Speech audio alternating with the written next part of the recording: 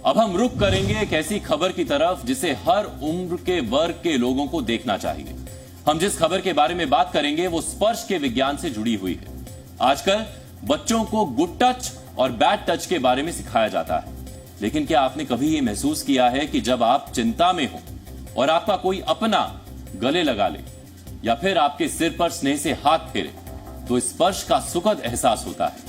आपने देखा होगा कि ऐसे स्पर्श से आप कुछ देर के लिए सारी चिंताएं भूल जाते हैं। आज हम स्पर्श के इसी विज्ञान की बात करेंगे। स्पर्श का यह विज्ञान भारतीय परंपरा में हजारों वर्षों से है। अपने मां बाप, संत महात्मा और गुरुओं के पैर छूकर आशीर्वाद लेने की परंपरा। आज के युवा भले ही पुरानी रीति कहकर इसे नकारते हो, लेकिन जर्मनी और नेदरलैंड्स के वैज्ञानिकों ने स्पर्श पर एक ऐसी रिसर्च जारी की है जिसने स्पर्श विज्ञान पर भारतीय पुरातन परंपरा को श्रेष्ठ बना दिया है। जर्मनी और नेदरलैंड्स के वैज्ञानिकों ने स्पर्श, गले लगना, पीठ थपथपाना या सिर सहलाने से जुड़े 137 शोधों का अध्ययन किया। इस अध्ययन से पता चला है कि गुड टच या स्पर्श से लोगों का तनाव, दर्द और अवसाद दूर होता है। स्पर्श से जुड़े 137 अलग अलग किए गए शोध में 13,000 वयस्क, बच्चे और शिशुओं को शामिल किया गया था। इस स्टडी में यह भी पाया गया कि समय से पहले पैदा होने वाले बच्चों में स्पर्श की वजह से तेजी से सुधार आता है। नवजात बच्चों में अजनबी व्यक्ति से ज्यादा लाभ माता पिता के स्पर्श से होता है। नेदरलैंड्स इंस्टीट्यूट फॉर न्यूरोसाइंस के रिसर्चर फ्रेडरिक मिशॉन के मुताबिक पुरुषों की तुलना में महिलाओं को गुड टच से अधिक लाभ होता है। स्टडी में यह पाया गया कि 6 हफ्ते तक लगातार हर रोज 20 मिनट की मसाज मिले तो भूलने की बीमारी से पीड़ित बुजुर्गों की आक्रामकता और मानसिक तनाव में कमी आती है और स्तन कैंसर के मरीजों का तनाव भी खत्म होता है। स्टडी में पाया गया कि स्पर्श का सबसे ज्यादा मानसिक लाभ स्वस्थ लोगों के मुकाबले बीमारी से पीड़ित लोगों को होता है। शोध में पाया गया है कि स्वस्थ युवा जिनके पास रोबोटिक सील मछली थी, उसका ख्याल रखने से भी वो अन्य लोगों के मुकाबले ज्यादा खुश थे। कोरोना महामारी ने हमें आइसोलेटेड लिविंग यानी अकेले रहना सिखाया।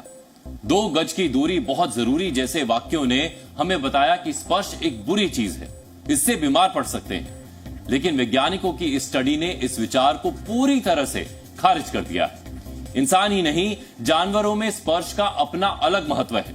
इंसान तो बोलकर भी अपनी भावनाओं का इजहार कर देता है, लेकिन जानवर आज भी स्पर्श के जरिए ही अपनी भावनाएं जताते हैं। अब सवाल यह है कि स्पर्श से किसी जीव में ऐसा क्या होता है जिससे उसे सुखद या दुखद एहसास होता है। इस सवाल का जवाब वर्ष 2022 में मिला था।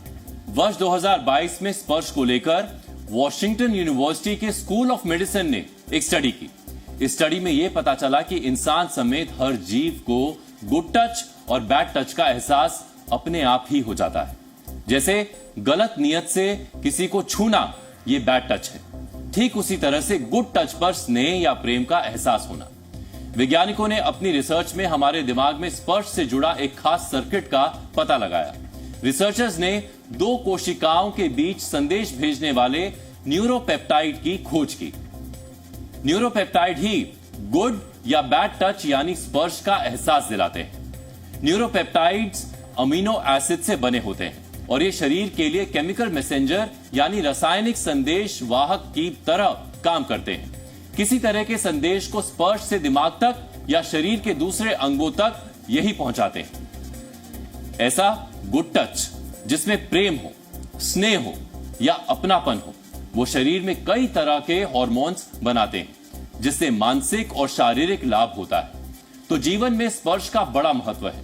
अब तो दुनिया भर में स्पर्श के जरिए इलाज भी किया जा रहा है। इसे आम बोलचाल की भाषा में टच थेरेपी कहा जाता है। इस पर हमने एक खास रिपोर्ट तैयार की है। आपको ये रिपोर्ट जरूर देखनी चाहिए।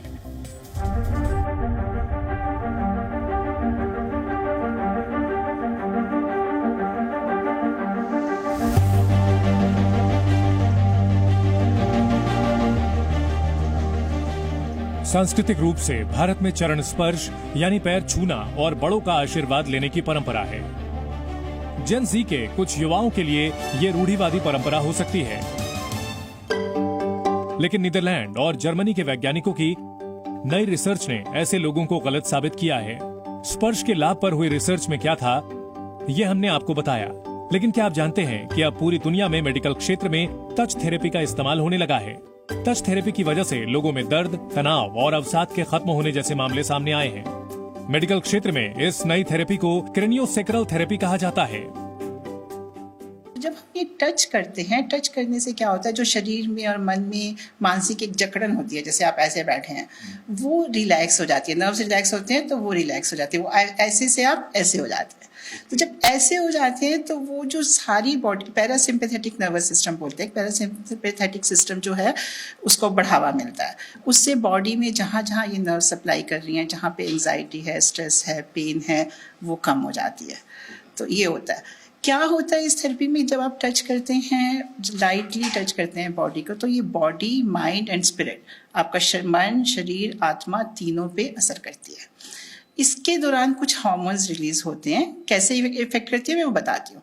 कुछ हार्मोन्स रिलीज होते हैं, केमिकल्स रिलीज होते हैं, जैसे ऑक्सीटोसिन। ऑक्सीटोसिन को लव हार्मोन भी बोला जाता है।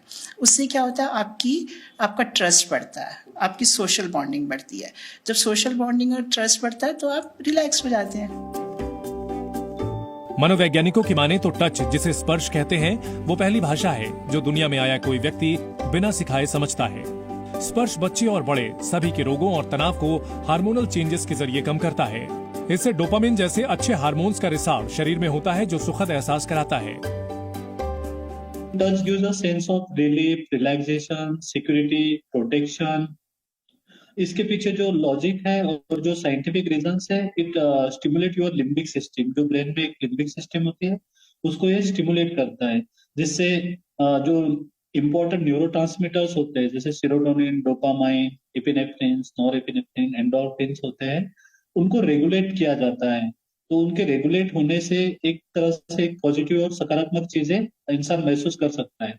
वही अगर जैसे even the touch is also communicates की कोई पेन फीलिंग है या कोई वायलेंट फीलिंग है, तो वो फीलिंग भी टच के माध्यम से कम्युनिकेट हो जाती है, जिससे निगेटिव इम्पैक्ट होता है सामने वाले इंडिविजुअल पे। टच के इसमें दोनों चीजें इक्वली इंपॉर्टेंट होती है कि जो आदमी टच कर रहा है उसका जो परसेप्शन है टच के बारे में, या जो कम्युनिकेशन लैंग्वेज जो यूज कर रहा है, उसी तरह से जो परस्यू कर रहा है उस पर भी डिपेंड करता है। मतलब ये दोनों की एक तरह से चैनल है दो इंसानों के बीच में। नॉन वर्बल कम्युनिकेशन का वे है कि एक की इमोशन हम दूसरे को ट्रांसफर कर रहे हैं, चाहे वो पॉजिटिव हो या नेगेटिव। नीदरलैंड और जर्मनी के वैज्ञानिकों की इस रिसर्च से एक बात तो साफ हो रही है कि जिस स्पर्श विज्ञान को हिंदू सभ्यता में हजारों वर्षों से परंपरा के जरिए महत्वपूर्ण माना गया, आज का विज्ञान अब उसके महत्व को दोबारा से पूरी दुनिया को बता रहा है। अब ऐसे में जिस तरह से भारत की सभ्यता को जो विदेशी वैज्ञानिक कभी पहले सूडो साइंस कहते थे, वही सूडो साइंस आज की तारीख में लगातार नई रिसर्च के दौरान असली साइंस साबित हो रही है। कैमरा पर्सन सुनील बिष्ट के साथ शिवांक मिश्रा, जी मीडिया, दिल्ली। स्पर्श की भाषा किसी जीव की पहली समझ है। इसके बारे में उसे कोई सिखाता नहीं है। मां जब अपने बच्चे को पहली बार सीने से लगाती है तो बच्चे को भी ममता का एहसास होता है।